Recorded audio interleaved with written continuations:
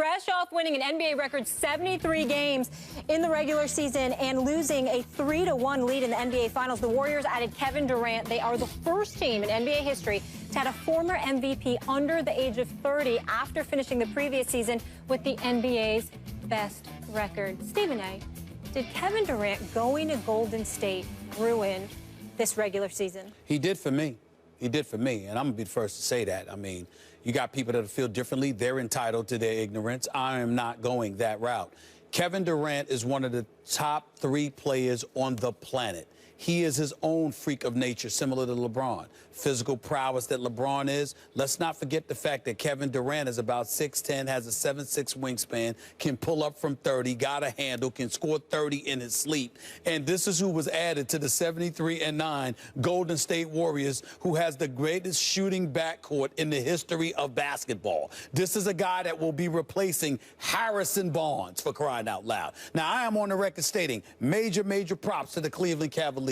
I understand they're the champions. No disrespect whatsoever. But if Draymond Green hadn't gotten suspended for Game 5 or for his kick to LeBron James in Game 4, I personally believe we'd be sitting here talking about the Golden State Warriors as reigning 2-time defending NBA champions. So adding Kevin Durant to that equation, I look at what happened in the preseason when they annihilated the Los Angeles Clippers, and I see that as pretty much the norm throughout the regular season. There are nights they will take off. There are nights they will lollygag and take it easy, and Steve Kerr will get mad, and he'll punch the chalkboard and hurt his wrist by, cracking the chalkboard in half, and that will be of interest. Outside of that, what we're tuning in for during the regular season is pretty much an annihilation on a pretty much nightly basis. That annoys me. It upsets me. It's not going to stop me from looking forward to the playoffs. But I just look at Golden State right now, and I'm so disgusted because I'm about competitive fervor. I love balance with power, and I don't see that balance really existing, and I am completely disgusted about it, to say the least, because of how it went down. That's where I stand. You're disgusted about it. Why don't you be honest? Because you got to cover this stuff during the regular season, and the drama's taken out because it's a foregone conclusion. This has not ruined the regular season. I'm not denying that. It's ruined the regular season the way the Dream Team ruined the '92 Olympics. First of all, NBA's not about the regular season anyway. We're just watching the stars do their things until the postseason starts. More than half the teams make that anyway. And we all know who's going to be in the Final Four, so to speak, in the NBA and the conference finals to start the season. We have a pretty good idea who's going to be in the finals, and we usually know who's going to win the finals. So the only difference really this year is we have maybe, on paper at least, the greatest team ever assembled, considering they just won 73 games, and they're essentially replacing Barnes with KD. Did you not like watching the '92 Olympics? Because let me tell you something. Imagine if the Dream Team in the '92 Olympics, instead of in the gold medal round facing a hapless opponent, faced the Redeem Team with LeBron in them. Because that's what's going to happen ultimately in the finals, a rubber match. They split the last two. All these questions between two super teams. Is the regular season a foregone conclusion? Yes, that's not what the NBA is about, number one. And number two, you get to watch this awesome machine. First of all, that would be easy for somebody to say who's usually covering boxing in the ringside in Vegas on a Saturday night, as opposed to somebody who has to travel to cover these games for 82 games a year. That's number one. Number two, and more importantly, Max Kellerman, you keep bringing up the Dream Team. Well, guess what? This would be very, very exciting had the Dream Team never existed. But we've seen that act before. And because we've seen that act before, I'm not interested in seeing it again. Damn it, I wasn't interested in seeing it that much back in 1992 after the first few games against Angola and a few other teams. I knew what was going to go down. It was exciting initially, but then it wore off relatively quickly. That's not the case. We have to endure it through November, December, January, February, March, April, and then the playoffs are about to begin, and it's even lopsided come playoff time. I'm going to repeat this. It's not about the fact that you just have a team. It's about the fact that one of the top 3 players on the planet, as far as I'm concerned, is up 3-1 in the Western Conference Finals, loses Game 5, relatively chokes in Game 6, loses in Game 7, and then goes to the team that beat him. Okay, that is what I listen. I'm not trying to be disrespectful. I'm speaking to the greatness of Kevin Durant. This dude is so great when you combine him with Steph Curry. And one of the greatest shooters we have ever seen, by the way, in Klay Thompson, who is no joke.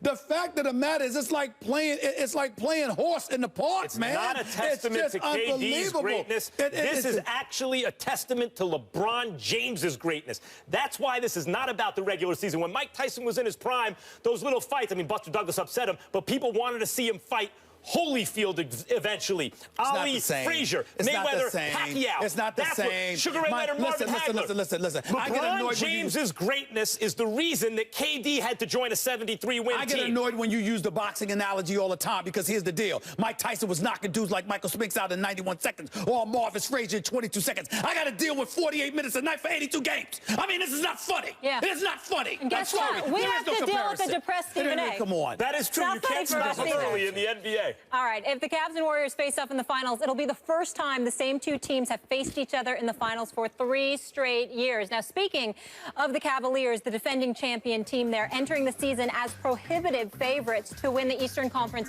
at 1-4. The next closest team, the Boston Celtics, at 8-1. So the question is, who is the biggest threat to LeBron James making it to his 7th consecutive NBA Finals, Max? I mean, the real answer is injury or the Cavs themselves. Yeah. Because the fake answer is the Boston Celtics. I mean, if the question is who's the second best team in the East, I suspect it'll be the Celtics. They're on the way up. They have a great young coach in Brad Stevens. They add Al Horford, who, when you really think about the way the modern NBA game is played, there are only a handful of bigs who play it just the way you want at the 5, at the 4 or the 5. And Al Horford's one of them. You know, you think of Draymond Green for Golden State. You think Karl Anthony Towns will be a super Draymond Green eventually, and already may be in the discussion among the elite this season. And Horford actually belongs in that kind of group. He can do just about all the things you want a big to do. You add that to a team that, while they did, look, Horford's not the kind of guy who's going to dominate a playoff series. But you add that component to a team that was looking to get over the top, and it doesn't get them over the top in terms of the Cavs, obviously. But it probably gets them over the top compared to the rest of the Eastern Conference. Well, that's not a bad pick. I'm proud of your analogy. Didn't know you knew that much about basketball, but I will tell you this. I'm still not willing to go that far. I don't underestimate it. I'm a fan of Brad Stevens. I love me some Isaiah Thomas. I'm not as enamored with the pickup of Al Horford as much as everybody else is. But I will say this. I'm not underestimating or sleeping on the Indiana Pacers. Jeff Teague, point guard out of Atlanta, picked up by Larry Bird in the offseason. That's a huge acquisition because, listen, we all like George Hill and what have you and what he brought to the table because he had a lot of guts. He could hit big shots and whatever. But he wasn't your quintessential prototypical point guard. Jeff Teague has proven to be a quality point guard in this league. He desperately wanted out of Atlanta. He got what he wanted. Paul George is a star. And remember that last year, even after averaging 23 points a game, he was coming off that nasty injury. Now he's got a year under his belt, plus he participated in an Olympic competition. He'll be ready to go, okay? Listen, I look at all of those things, and I look at Miles Turner, who's shown promise as well. I look at CJ. I think about him. I think of what he brings to the table, CJ Miles. I'm just saying, Paul George, that backcourt, that experience with the new coach, Nate McMillan, now in play as well. I think all of those things bode well for Indiana. I'm not going to sit up there and poo-poo the Boston pick.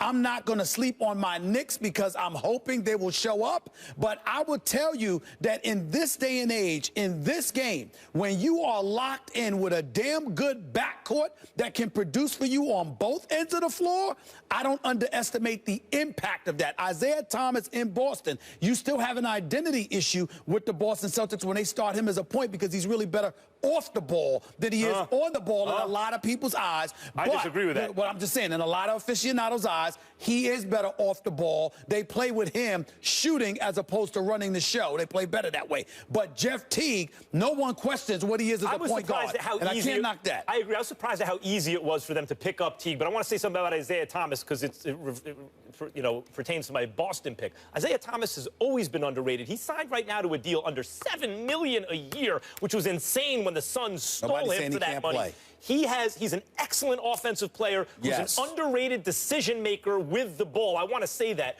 Also, speaking of backcourts, you can't sleep on Toronto. Masai Ujiri is an excellent GM. As soon as he left Denver, their fortunes went straight down. And the Raptors can't be slept on. Don't go all over there. The point is, you said Boston. And I'm telling you, when it comes to decision-making, Isaiah Thomas is questionable. Underrated. Offensively, he's big time. He can put the ball in the hole. He can make big shots.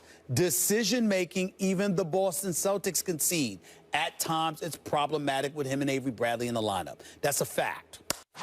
Hello again. We're going to play a little game of NBA fact or fiction. Here's how it works. I'm going to read you a line, and you tell me if it's fact or fiction. Are we ready, gentlemen? Let's go. Let's do it. Westgate has set the Clippers over-under at 54.5 wins, third most in the Western Conference behind the Warriors and Spurs. Max Kellerman, fact or fiction, the Clippers will play in the Western Conference Finals this season. Fact, and I'll tell you why. Doc Rivers will not allow this era to pass without at least a Western Conference Finals appearance. This is his best chance this year. CP3 and Blake, both top 10 players. DeAndre, an all-star, and the Western Conference, because Durant going to the Warriors and Duncan's retirement is a little weaker. This is the year they do it. They lose to the Warriors in the Western Conference Finals. As much as I hope you're right, I'm going to call it fiction because I have to see it to believe it. Blake Griffin, this has got to be his year. Him and Chris Paul can opt out and be unrestricted free agents this summer. They certainly will be motivated to prove themselves. DeAndre Jordan has to hit free throws. And even though you've got a lot of guards, Raymond Felton is there now, the backup of Chris Paul. Austin Rivers is still there. Mba and Butte, he's going to be there. Him and Rivers are defensive guys that struggle offensively from time to time. I'm not sure about that. I look at the Spurs acquiring Pau Gasol, who's a better version than what Tim Duncan was last year, along with David Lee, who can do some things as well, keeping the rest of the nucleus in place with Kawhi Leonard and LaMarcus Aldridge. I'm going to say the Spurs. I'm going to give them the edge to meet Golden State in the conference finals rather than the Clippers right now. Spurs still vulnerable to young athletic teams. We saw last year. All right, let's talk about your Knicks, gentlemen. With the additions of Derrick Rose and Joakim Noah, Westgate set the over-under wins for the Knicks at 40.5, which is 9th best in the East. Fact or fiction, the Knicks will win a playoff series this year. Stephen A. I'm going to say fact. I'm going to go with it because I'm putting the pressure on Carmelo Anthony to deliver the goods. He is a superstar offensive player in this game when he is healthy. You've got Kristaps Porzingis, who's a 7'1" scorer and very, very capable. You added veterans in Joakim Noah and Derrick Rose. Courtney Lee, although I would have preferred Dwayne Wade, Courtney Lee is still a damn good player. When I look at all of those things into consideration, along with Hornacek, convincing Phil Jackson, you don't have to use the triangle all the time. This should be the year the Knicks can win a playoff series similar to what Mike Woodson did about 3 or 4 years ago. Fiction, they'll make the playoffs. They won't win a series. The problem is timing. Porzingis is not yet in his prime. Carmelo is exiting his. Derrick Rose can't shoot. Good thing they have Courtney Lee, because in a couple of years that contract's not going to look so great. But right now, he can shoot and defend, which is what they need. But the pieces aren't going to come together at the right time for the Knicks for them to take that next step or 2 steps and not only make it, but win a series this year. Tough for you to say. Stephen A. trying to speak it into existence. Last one, James Harden moving to point guard is now playing for Mike D'Antoni. Fact or fiction, is it a good idea for the Rockets to move Harden to point guard? Max.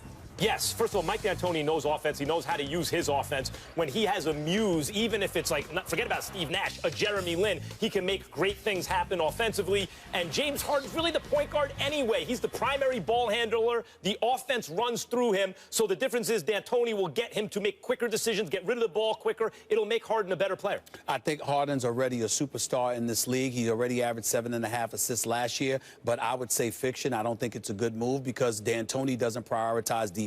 He's going to prioritize more offense. And I think that in Houston, with James Harden being the man, as opposed to what he was in Oklahoma City beforehand, I think he's addicted to having the ball and shooting when he wants, and that's never, ever good for a point guard. I do not believe that would be to his benefit. Point guard, that role has changed over the years. Many more penetrating, scoring first point guards nowadays. I think Harden fits. I'm just saying I think that Harden's going to shoot more than he'll ever pass. That's all I'm saying. Well, he does that now. Yeah, exactly. That's my point. Oh, D'Antoni, D'Antoni thinks that'll make the offense better. And what is that? How's that work for D'Antoni? Offensively, very well. Welcome to my life. That'll do it for us, people. Okay. Make sure to catch First Take Monday through Friday, 10 a.m. Eastern on ESPN2. Appreciate you hanging with us. Have a great night.